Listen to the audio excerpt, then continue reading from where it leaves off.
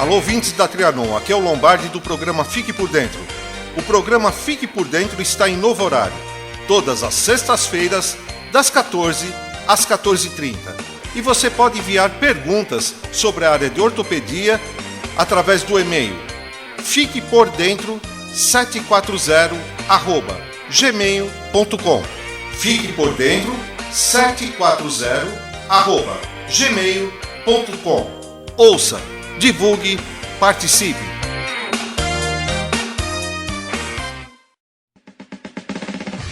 Todos querem ter informações, dicas importantes para a sua qualidade de vida.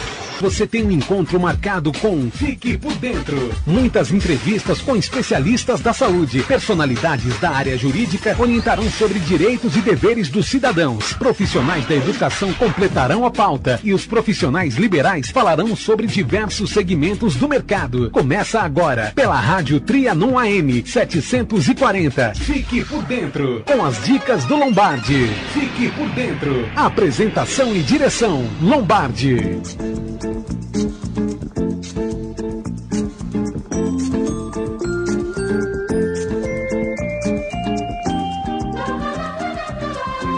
Boa tarde, ouvintes da Trianon. Iniciamos agora o programa Fique por Dentro com o Dr. Dario Giannini. O Dr. Dario Giannini é ortopedista e traumatologista, está aí para tirar todas as dúvidas dos ouvintes sobre a área de ortopedia. E hoje o programa está mais do que especial, que vai tratar de um tema que é muito falado na área da ortopedia, sobre reumatismo. Então você vai poder tirar todas as dúvidas sobre reumatismo agora com o Dr. Dario Giannini. Boa tarde, doutor Dario. Boa tarde, Lombardi. Boa tarde a todos os ouvintes. É sempre um prazer estar aqui com vocês aqui na rádio. Vamos ver o que a gente pode responder agora para ajudar então a tirar as dúvidas do pessoal sobre esse tema. Vamos a elas. E esse tema é muito discutido, é muito falado nessa área, né, doutor? Muito interessante. Vai ser bem legal a gente poder falar isso para o pessoal hoje, viu? Então já vamos começar com a pergunta que muitos ouvintes já devem ter aquela dúvida, não sabe corretamente o que é reumatismo. Então, doutor Dario, o que é reumatismo? Especificamente falando, Lombardi, o reumatismo não é uma doença especificamente. Ela é um grupo de doenças que, assim como, vamos dar um exemplo, como a gente chama de passarinho, um monte de aves pequenas de diversas espécies, a gente chama de reumatismo um grupo com diversas doenças, algumas semelhantes, outras não tanto, mas que caem nessa família dos reumatismos, vamos dizer assim, para ficar mais fácil de entender. São doenças que podem pegar qualquer parte do corpo. São doenças do corpo inteiro. Mas a forma mais comum delas se manifestarem é através de dores em articulações. Então muitas vezes dói as mãos, dói os pés e outras partes do corpo. E são reumatismos que estão causando. Então pode acontecer diversas doenças que vão desde idades mais precoces até os reumatismos do idoso. Algumas delas são até fruto de debates que classificam se uma doença é ou não um tipo de reumatismo. Tem algumas que aparecem com a ortopedia e a gente precisa encaminhar ao reumatologista, e outras que de certa forma são classificáveis como reumatismo, que acabam sendo tratadas pelo ortopedista também. Então tem diversas formas. Para você ter uma ideia, Lombardi, existe até um tipo de reumatismo no olho. Mesmo? Sim. Tá? Interessante. Acontece um probleminha com o olho, a pessoa tem certos sintomas, passa geralmente pelo oftalmologista, e o oftalmologista eventualmente precisa encaminhar para o reumatologista, além de fazer o tratamento dele. Então, como pegam alguns órgãos diferentes, são doenças que basicamente tem um especialista para tratar, mas que também, como dão consequências em outros órgãos diferentes, precisam do tratamento de outros especialistas. Então, um grupo muito grande. E as pessoas já ficam preocupadas. Que médico eu procuro inicialmente? Então, não há necessidade da pessoa saber qual é o especialista que ela precisa procurar. Ela pode consultar o médico que, no primeiro momento, pode achar que precisa, e esse médico, eventualmente, vai saber fazer essa diferenciação do diagnóstico para encaminhar ao especialista. Então, o que mais que a gente pode colocar dessa forma? Então, os sintomas, por exemplo, quais os sintomas do reumatismo? Quase toda doença que afeta esqueleto, o primeiro sintoma é dor. A gente sempre coloca, a dor é o grande sintoma da medicina. 70% das pessoas que procuram um médico é porque estão com alguma dor. No meu caso, que faço ortopedia, eu podia dizer que praticamente todas vêm procurar a gente. Imagino. Porque tem dor em algum lugar. Seja dor no joelho, na coluna, no ombro, outro lugar, sempre vão procurar. Então, principalmente o que acontece? Os reumatismos provocam dor. Os mais famosos são dores que começam em articulações pequenininhas. Quais são as pequenininhas? Juntas das mãos, juntas dos pés. Então, com muita frequência, a pessoa começa com a dor que vem meio devagarzinho. E sempre tem aquela preocupação inicial que todo mundo manifesta. Por que está doendo uma vez que eu não me machuquei? A interpretação das pessoas é que geralmente iria ter machucado para começar certas dores. Algumas dores, eu diria que até a maioria delas, vão começando, vamos dizer, sozinhas. Então o reumatismo começa por causas que às vezes a gente não consegue identificar. Uma causa haveria, só que no estágio atual da ciência, nós não conseguimos ainda estabelecer exatamente. Algumas têm características genéticas, passam de mãe para filha, pai para filho, outras são totalmente inexplicáveis. Por que aparece numa pessoa e na outra pessoa não aparece? Mas geralmente, a primeira coisa que começa num tipo de reumatismo mais comum é sentir dor nessas juntas. É uma dor que predomina de manhã. A pessoa acorda sentindo os dedos estranhos, parece que os dedos estão duros, não consegue mexer, como se ele tivesse meio, na definição de algumas pessoas, meio de borracha, fica duro e meio pegajoso.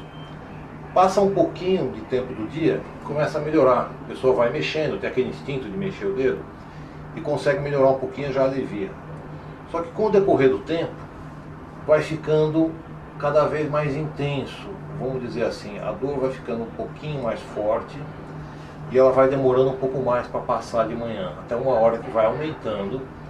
E se a doença for deixada sem tratar, ou às vezes ela é tão intensa que é rebelde ao tratamento, por mais que se trate, ela continua progredindo e costuma às vezes entortar bastante os dedos. No caso mais grave fica uma deformidade. Uma deformidade até, de certa forma, bastante desagradável e que chega a incomodar bastante, às vezes até num grau avançado, começa a atrapalhar um pouco até as coisas do dia a dia. Daí a importância do tratamento. E a pessoa precisa procurar um especialista, logicamente, se ela tem qualquer dúvida em que consultar algum especialista, tendo dores nas mãos, há uma tendência de vir procurar a gente na ortopedia. E aí, logicamente, que o médico ortopedista vai avaliar, ele vai fazer o que é possível da parte dele, mas se for necessário encaminhamento para um especialista de reumatismo, que geralmente há, a gente encaminha. Mas de maneira geral, esses sintomas nem sempre conseguem ser eliminados para sempre, porque infelizmente alguns reumatismos não são exatamente curáveis. São doenças que são tratáveis, os sintomas são minimizados, mas que, via de regra, uma vez tendo começado alguns tipos, é necessário que a pessoa se mantenha em tratamento quase que a vida inteira. Ela precisa tomar alguns remédios para manter isso. Outras causas também estranhas que é muito comum, por exemplo, tem um tipo de reumatismo, aquele que eu falei que pega no olho, ele faz uma agressão às glândulas lacrimais e elas começam a secar. Então o olho incomoda, começa a arder, coçar, porque está secando, a pessoa não produz tanta lágrima para fazer com que o olho seja adequadamente lubrificado. Paralelamente a isso, também seca a boca. Também as glândulas salivares são atacadas por esse reumatismo e a pessoa começa a sentir estranho. É uma coisa difícil de definir no começo. Parece que minha boca está seca, toma água toda hora. Mas é um tipo possível, por exemplo, de reumatismo a ser visto. Interessante. É evidente que ninguém precisa saber isso de cor, ouvir nosso programa e decorar os sintomas para saber qual é o especialista a considerar. Mas é para entender algumas coisas como acontecem, porque embora se fale que o reumatismo é uma doença de idoso, porque vai envelhecendo, ela pode pegar não só as juntas, como é a forma mais famosa, mas também outros órgãos. Há reumatismo que pega o rim, pega o esôfago, coisas assim com certas dificuldades. Isso chega a ser mais sério. Infelizmente, quando pega alguns órgãos, vamos dizer assim, porque o esqueleto não é órgão vital. Tendo algum problema com o esqueleto, ele não chega a comprometer a saúde geral da pessoa e colocar a vida em risco. Mas há outras formas um pouco maiores que realmente podem chegar a atacar alguns órgãos mais nobres, órgãos chamados vitais. Por exemplo, tem um tipo de reumatismo que acomete principalmente os rins. a pessoa vai tendo um déficit da função do rim. E isso, se não controlado, não bem tratado, simultaneamente com um especialista de função renal, que é o nefrologista, infelizmente pode levar à morte depois de alguns anos de evolução da doença. Um caso desse, por exemplo, pode levar uma pessoa a ter que fazer hemodiálise? É possível, bastante possível sim, inclusive.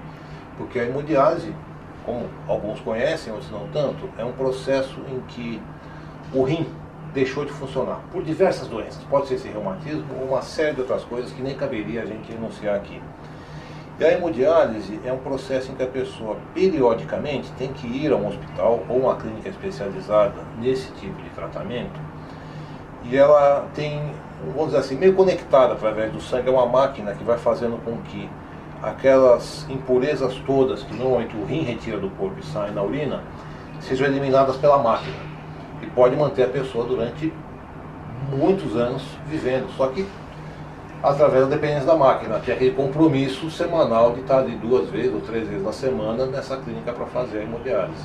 Entendo. Nesse caso, pode ser provocado, por exemplo, como o reumatismo, que é o tema pelo qual a gente está falando agora. Há outros que pegam o estômago, tem um tipo específico também, que começa em crianças, é uma doença classificada como reumatismo. Se a gente não tratar adequadamente, não fizer o diagnóstico no tempo certo, vai provocar problemas no coração também. Coisa, hein? Alguns casos bem interessantes quanto a esse. Então, é se notar que é um grupo muito amplo de doenças. Então, dizer só reumatismo, a pessoa, reumatismo é só aquilo que dói o joelho. Não é não. Tá? O reumatismo vai pegar principalmente quando começa algumas dores. Então, nas mãos, como a gente falava há pouco, e ele pode se disseminar, pegar um monte de coisa. Ele é uma doença, vamos dizer assim, microscópica que a gente vai observando. Se você observar diversas partes do corpo, órgãos diferentes, a gente consegue detectar as alterações que esse reumatismo provoca. Mas a manifestação principal, mais conhecida, que aparece na grande maioria das doenças reumáticas, é as articulações.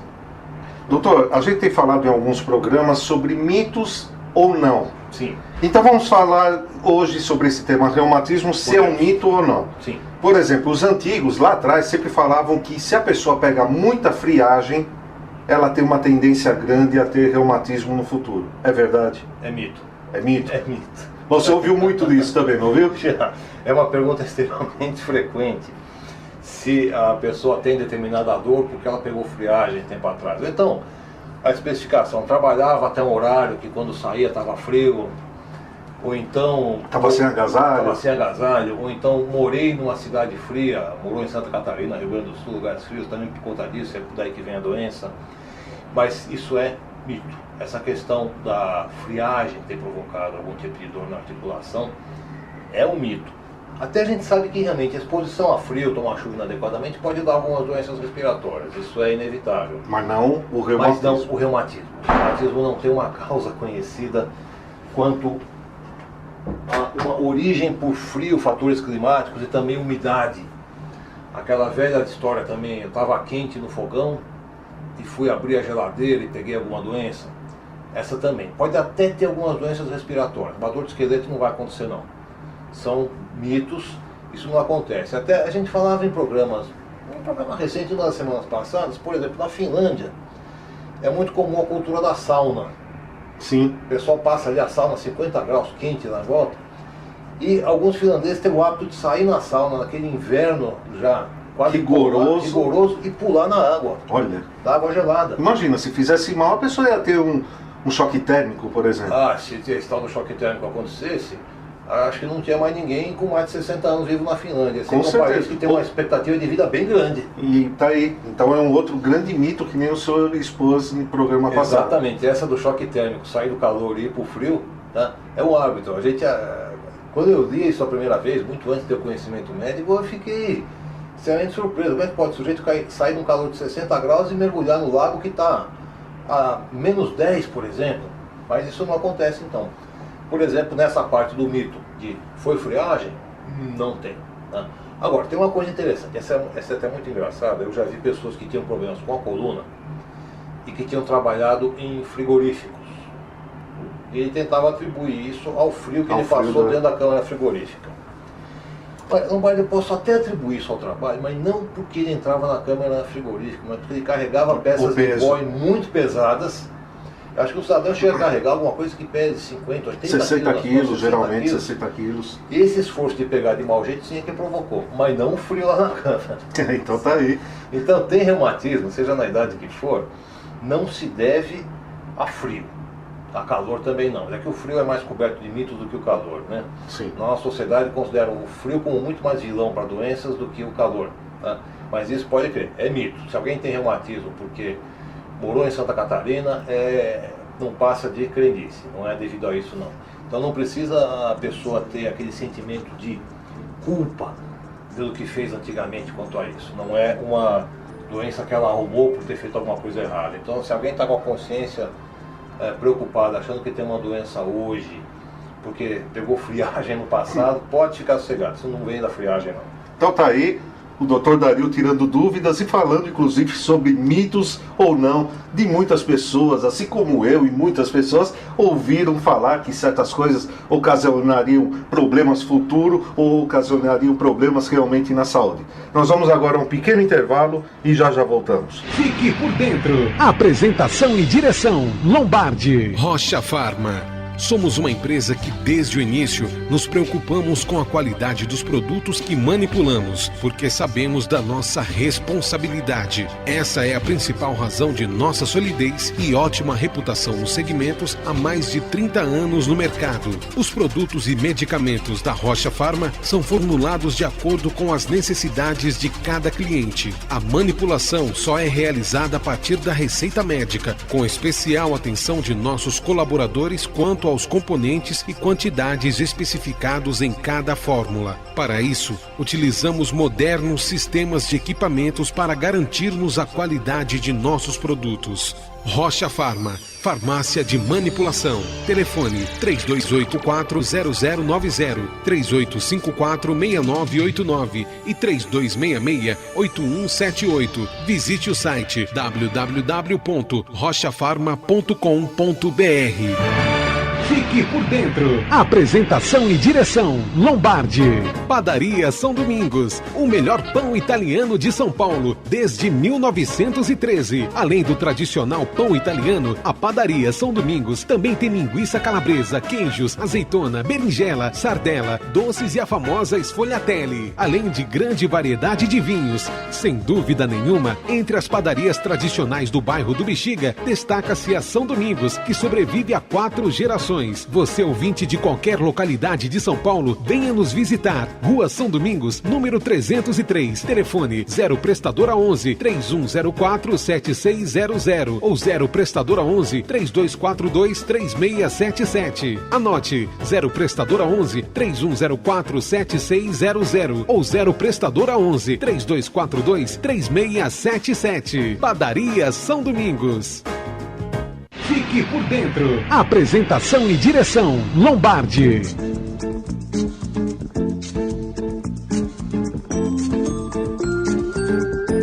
Voltamos com o programa Fique por Dentro. E hoje o programa está especial porque o Dr. Dario está falando de um tema muito discutido, que é sobre reumatismo. E se você sintonizou agora, fique conosco porque ainda temos mais da metade do programa para o Dr. Dario estar falando sobre reumatismo. Dr. Dario, qual a melhor forma de prevenção contra os reumatismos? Uma pergunta frequente. As pessoas sempre, como a gente dizia há pouco no outro bloco, de onde é a causa que eu tive isso, que eu fiz de errado? Tá? Porque, normalmente, todo mundo tenta atribuir uma causa à doença. Geralmente, ela tem vamos dizer assim, talvez um peso na consciência de se culpar pela doença, ou de alguma forma com um sentimento também, de atribuir a causa dos seus problemas a outro, né? Então diria, eu tenho isso porque a minha mãe deixava a janela aberta, eu tenho isso porque... Jogando a culpa em alguém. Exatamente. Então, a culpa não é minha, a culpa é do outro. Então, sempre preocupa, qual é a causa, o que provocou isso e como é que se evita que aconteça. Acontece que, geralmente, esses tipos de reumatismo, sobre o qual a gente falava, são doenças que aparecem ou do fator genético da pessoa, ou por causas que até hoje ninguém conseguiu descobrir. Então, como é que prevenimos o reumatismo? Bom, Primeiro que certos reumatismos, quando aparecem, são totalmente imprevisíveis. Ele vem como se fosse do nada. Ele te diz, a causa sempre existe para ter alguma coisa, mas essa causa nem sempre já foi adequadamente determinada pela ciência. Então, como é que se previne que vai aparecer um reumatismo? Alguns reumatismos que são genéticos ou que são inesperados, não tem como prevenir. É uma doença que viria de qualquer maneira. Mas o que se pode fazer como uma medida de prevenção a esse tipo de coisa é a gente procurar manter a saúde em dia, Lombardi. O que vai acontecer? As mulheres, geralmente, são mais cuidadosas com a saúde. Você já reparou? Já, bastante. Mulher vai no médico com Pelo menos uma vez por ano para fazer todos os exames, como um check-up. Fazer todos os exames. Eu atendo, vamos dizer assim, mais 60%, 70% das pessoas que eu atendo são mulheres. Por quê? Os homens têm, por aquele conceito de machice, a ideia de que ele não precisa ir ao médico. Principalmente aqueles que já passaram dos 40 e precisa fazer o exame de toque. Exatamente, esse exame de toque é uma coisa também até interessante para a gente falar, pode não ser na nossa área, mas é uma coisa muito importante para a gente comentando depois. Por exemplo, o exame de toque é um exame feito pelo urologista nos homens com mais de 40 anos para prevenção do câncer de próstata. Então, qual que é o único jeito de se ter a suspeita do câncer de próstata que possa ser tratado com remédio ou até cirurgia e impede que a pessoa morra? É aquele exame de toque da próstata que é feito palpando a próstata através da entrada do ânus. Então, realmente tem que se introduzir o dedo. E isso, infelizmente, tem um preconceito muito grande, porque as pessoas consideram que, moralmente, os homens que se consideram machões não querem fazer isso porque ele não quer aceitar essa questão que para ele é moral. Ora, sim, tem até o moral da coisa, mas veja, a gente tem que ver o contexto da coisa. Quando ele está cuidando da saúde, ele tem que colocar de lado certos contextos, assim como, por exemplo, você não tira a roupa diante de pessoas estranhas, mas todo mundo concorda em tirar a roupa diante do médico para algum tipo de exame. Então, mesmo as posições morais que ela tenha nessa hora, de não se despir na frente de outra pessoa, ela elimina, afasta isso na hora do médico. Assim como esse exame de toque é uma coisa que está colocada num contexto completamente diferente. Seja o rapaz machão ou não, essa, vamos dizer assim, pequena invasão que haveria, ela é feita num contexto totalmente fora daquele contexto sexual que caracterizaria o rapaz como homossexual se ele não tem essa condição.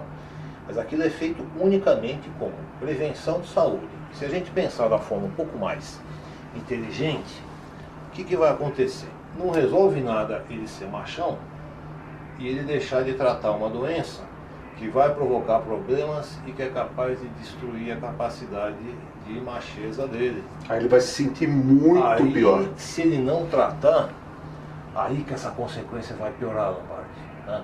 Então, a gente coloca um pequeno valor meio de preconceito acima e deixa de tratar a nossa saúde, isso encurta a vida. Ele pode morrer com uma idade muito precoce, por exemplo, de câncer de próstata não detectado a tempo, vai deixar a família, vai deixar os filhos, vai deixar uma obra de vida incompleta por causa de um preconceito tão pequeno. E esse preconceito, vamos dizer assim, na introdução do dedo através do ânus, não é uma coisa feita naquele contexto de influenciar na macheza dele, mas por um tratamento de saúde, uma coisa que é necessária e que vai beneficiar ele. Então, uma coisa, é um preconceito sem necessidade e que, se o cara passar por esse exame, primeiro que ninguém precisa ficar sabendo. Ele não precisa divulgar, sair para os colegas de trabalho, para os colegas que jogam futebol com ele, para os colegas que tomam uma cervejinha e dizer, eu fui no médico e o médico me fez exame de próstata. Ninguém precisa ficar sabendo. Não, de forma alguma. Ele apenas pode dizer, fui ao médico e estou bem. Não precisa sair divulgando. Isso é uma coisa que ele precisa saber para a consciência dele e que, logicamente, o médico vai saber que faz parte do contexto profissional. O médico faz esse tipo de exame em várias pessoas por dia. Então, é uma coisa totalmente dentro do normal para o médico, que vai ser totalmente normal esse sujeito fazer uma coisa que é pequena, gera um pequeno desconforto, mas que, obviamente, dura alguns segundos apenas e logo depois volta tudo ao normal. Então, ele não precisa divulgar isso, não tem que sair espalhando. Basta que ele, com a consciência dele e com o médico, converse quanto a isso.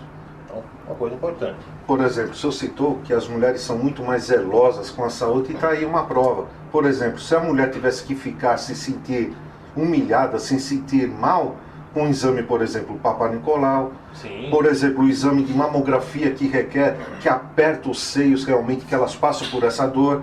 Então as mulheres, mesmo tendo mais assim, exames mais, vamos dizer, que seriam humilhantes, elas estão mais dispostas para saber e cuidar da saúde. Sim, porque as mulheres têm um zelo maior para a sua saúde, mesmo invadindo essas barreiras morais. Sim.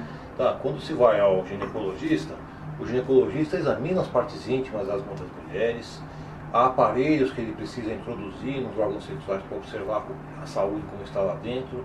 Ele tem outros exames que ele precisa colocar os dedos lá dentro para sentir como é que está. E tudo isso é feito sem que haja nenhum preconceito. As mulheres conseguiram assimilar essa necessidade da saúde ser cuidada, embora haja qualquer tipo de barreira. E, infelizmente, em algumas culturas um pouquinho preconceituosas ainda existe essa dificuldade.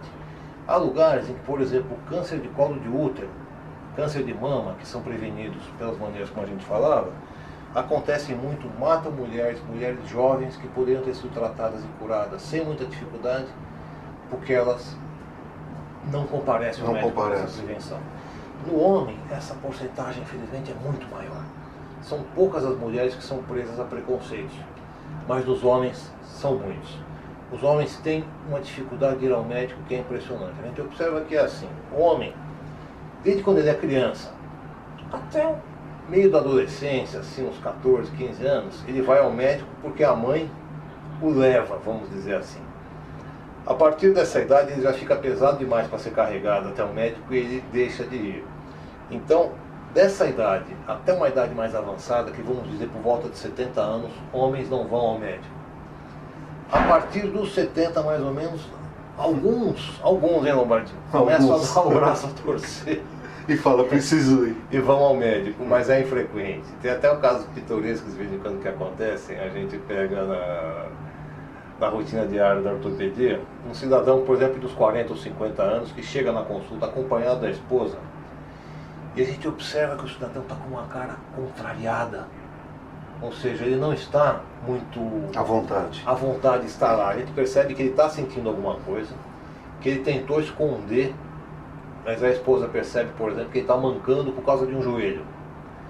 Geralmente o diálogo que se presume em casa é a esposa insistindo que ele vá ao médico e ele recusa, até um dia que ela consegue, com a autoridade que as mulheres às vezes conseguem exercer na gente, levar o sujeito ao médico.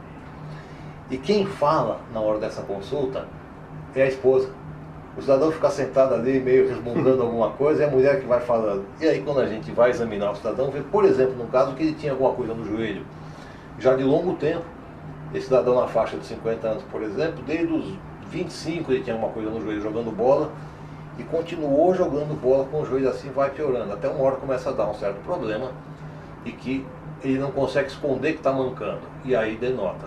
Mas é comum o homem até esconder alguns sintomas para que ninguém perceba. E quando a gente pergunta, a resposta é sempre aquela: ah, não é nada, não tenho nada. Como se ele soubesse realmente o que está se passando. Graças a Deus, a maioria das vezes, problemas do esqueleto não são tão graves como eu falava há pouco, não chega a matar a pessoa. Mas pode comprometer, o sujeito começa a ter uma dificuldade para andar, se ele não for um pouco mais cuidadoso. E consultar o médico de vez em quando. Tá? Importante isso. Doutor, voltando ao tema reumatismo. Vamos lá. Reumatismo é uma doença exclusiva dos idosos? Não é, Lombardi. Algumas doenças que são classificáveis como reumatismo, principalmente a artrose a gente já falou um pouquinho em programas passadas, anteriores. Ela é um desgaste natural que acontece nas articulações, principalmente nos joelhos e na coluna. Essa é uma doença característica dos idosos. Nenhuma doença, vamos dizer, uma questão normal da idade avançada, que pega idoso. As pessoas acham que reumatismo é dor de velho, mas há aqueles reumatismos que pegam desde crianças. Já vi doenças reumáticas que aparecem em crianças pequenas, até em bebês, que precisam ser olhadas com cuidado. Uma que é importante a gente comentar, ela leva o nome de febre reumática, e é um tipo de reumatismo que começa através de uma dor de garganta. Crianças que têm dor de garganta com certas frequências e um tempo depois tem algumas dores nas juntas, precisam ser investigadas quanto a isso. Porque essa é aquela que eu falava há pouco no outro bloco, de que se não cuidado pode dar problemas de coração. Então um tipo de reumatismo que no começo dá umas dorzinhas de garganta, deixa pra lá, dói um pouquinho a junta, aí alguém acredita que a criança se machucou brincando, deixa para depois, vai passando um tempo e a coisa vai aumentando. Não é de imediato que essa criança vai ter alguma coisa que possa comprometer o coração dela, não é quando muito pequenininho. Mas já a partir do meio da adolescência começa a haver um problema com as válvulas do coração. Isso gera o chamada insuficiência cardíaca, ou seja, o coração não consegue bater com a mesma força. E aí o que acontece? Quando se descobre que o coração já está enfraquecido, já é tarde demais para o tratamento que cura. Tem que se manter depois o tratamento possível para o coração resolver, inclusive com algumas cirurgias para trocar a válvula do coração para que volte a funcionar. Então, esse tipo de reumatismo, que teria um tratamento bastante eficaz com cura, desde que seja tratado adequadamente, às vezes é menosprezado. Então é uma coisa que precisa ficar de olho. É bom a gente saber, se temos crianças ainda abaixo de 10 anos, queixam muito dor de garganta, tem algumas dores de juntas, é bom conversar com o médico. Não precisa necessariamente procurar um reumatologista de imediato, não necessariamente com um ortopedista, mas o médico pediatra já tem o conhecimento dessa área para já fazer a prevenção. Então o pediatra pode se sentir totalmente seguro para tratar isso, ou ele pode encaminhar o reumatologista, o ortopedista também pode dar um jeitinho. É uma coisa importante a ver, é um típico reumatismo de criança, entre vários. Esse da febre reumática é o primeiro que eu passo para você, por ser o mais comum. E é importante o pessoal saber para estar de olho. Quando tiver algum tipo de sintoma desse com a criança, não custa nada levar ao médico para dar uma olhada. Doutor Dario, será que em 2 minutos daria tempo do senhor responder mais uma, se é mito ou não? Vamos tentar. Por exemplo, muitas crianças que têm amidalite, que tem muita dor de garganta e cria aquele pus, ela vai engolindo. Muitas vezes ouvi falar que se a criança ou adolescente vai engolindo o pus, é uma maneira de ter reumatismo no futuro. É verdade? Não, não é o caso. Esse pus não provoca o reumatismo não, Lombardi. O pus engolido, engraçado, ele vai passar pelo estômago, que é uma região que tem bastante defesa. Tem um ácido dentro do estômago que destrói as bactérias. Mas o engolir o pus não provoca o reumatismo. É um outro mecanismo complexo que está ligado a essa infecção de garganta, que a bactéria faz uma reação química pelo corpo todo que provoca o reumatismo. Mas, felizmente, não é a deglutição, ou o ato de engolir esse pus que provoca. Então não é o engolir o pus, é o fato da infecção ter aparecido e dar uma outra reação química no corpo que vai provocar... Que generalizou. Generalizou, exatamente. Então tá aí, mais um, que vou dizer, um mito. Mais um mito que a gente tira. Tá certo, então. Doutor Dario, muito obrigado pela participação. Já acabou. Já acabou. Passa muito rápido, né, doutor? Ele está se divertindo, passa rápido, né? É verdade, e com certeza os ouvintes também agora vão ficar até tristes, porque estavam tirando muitas dúvidas, né? E agora só na semana que vem, né? Na semana que vem. Então, muito obrigado, doutor Dario, pela participação, sempre elevando o conhecimento dos internautas que acompanham pela internet e dos ouvintes pelos 740 em São Paulo e Grande São Paulo e nos 810 na Baixada Santista. Obrigado, doutor Dario. Eu que agradeço a oportunidade, é um prazer estar aqui com vocês. Semana que vem nós estamos de novo para dar continuação. Se Deus quiser. Muito obrigado a todos os ouvintes, fiquem com Deus, um ótimo feriado a todos e até semana que vem, se Deus quiser. Você acabou de ouvir pela Rádio Trianon AM 740. Fique por dentro. Apresentação e direção Lombardi.